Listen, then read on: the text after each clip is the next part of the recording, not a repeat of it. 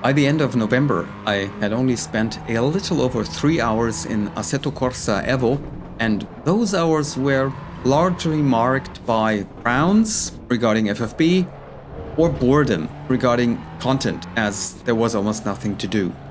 When update 0.4 was released with much fanfare at the beginning of December, my PC was unfortunately down. It's now up and running again and better than ever, which is why I gave EVO another chance and now have around 9 hours on the clock. Here are my sobering findings. Wow, that looks really good.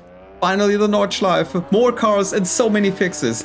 This could be a real milestone. Admittedly, I was also impressed, even a bit hyped, by the 0.4 trailer. Also, and especially, because the positive impression of Assetto Corsa Rally was still echoing in my mind. However, a sudden impact on the hard EVO asphalt came the moment I approached the first corner in the game. In short, sadly, the FFB is still highly deficient. The information, signals, and forces transmitted are vague and lacking in detail at best. At worst, they are completely missing.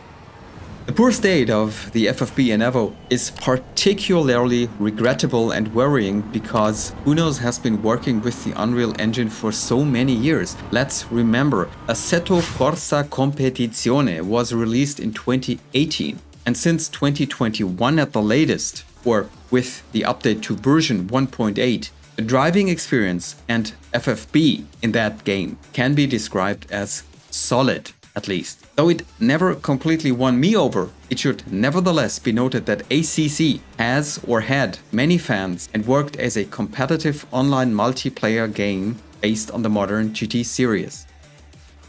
Unfortunately, the same cannot be said for EVO. As in all reputable sims, there are various sliders for gain, damping, and additional effects such as curb and road texture, which can be adjusted between 0 and 100%. Together with the corresponding settings in our wheelbase driver, this should provide more than enough options to fine-tune our driving experience, but that's not the case. The in-game gain slider still makes the biggest difference, as it regulates the FFB strength itself and in total. 0 is practically no force, 100 is full power. And the whole thing is of course linear. That's working. For all other parameters, however, the difference between 0, i.e. off, and 100, full strength, is far too small or undifferentiated. I drove at least one car from each performance class and experimented with the values for hours. Nevertheless, I was unable to create a comprehensible, convincing driving experience. So for me, the problem seems to lie deeper, namely in the engine or in the code.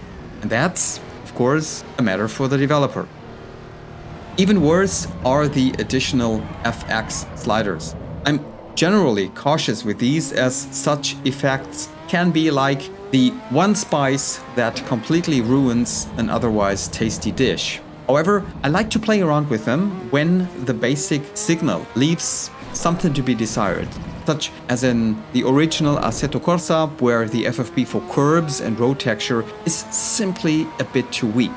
But while you can achieve good results in OGAC with the FX controls between 20 and 50% FX gain, in EVO, these effects are practically dead. The difference between 0 and 100 is only homeopathic. Yo mate, there's definitely something there.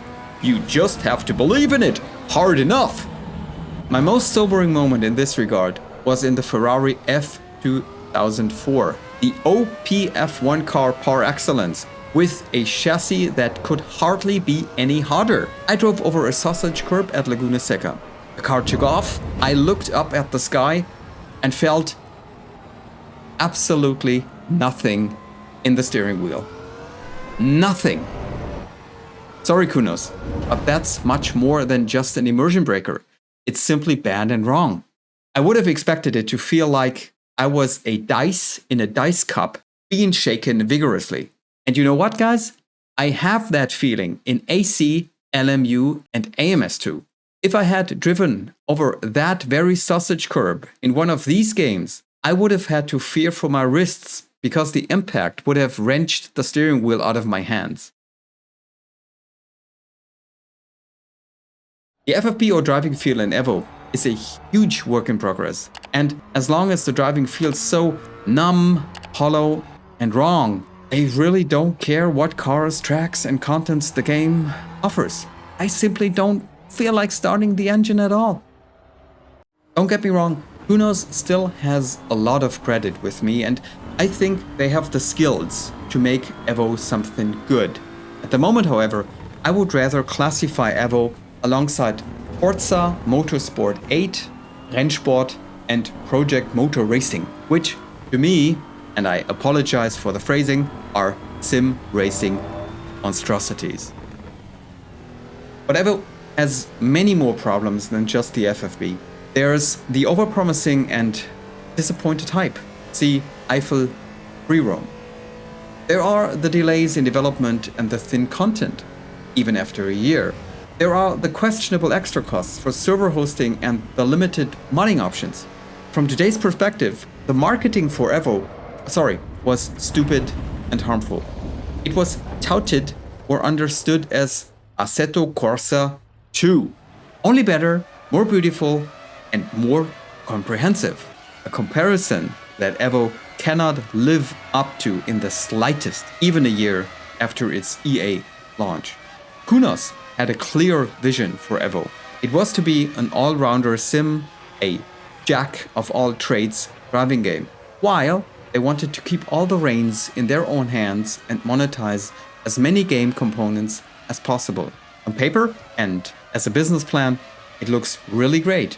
You not only make money with your base game and your DLCs, but also with online racing or even with mods that all run on the services you control. Maybe even the companies based in the Eifel region will give you some money because they want to see their logo and their shop in your photorealistic game. Admittedly, from a business strategy perspective, this is really smart and ingenious. But to make it happen, you have to deliver. Kunos' mistake is, on the one hand, that they overreached and realized too late that they couldn't deliver on their promises. At least not well and as quickly as desired. On the other hand, it still remains to be seen to what extent we players are willing to comply with Kunos' dictates regarding server subscription fees and moderated modding. It's easy to forget, but it's a fact that AC is still relevant primarily because it is unrivaled as a sandbox. In other words, without mods, AC would be dead. The community keeps it alive. In my opinion, this is something Kunos should perhaps reevaluate also for EVO.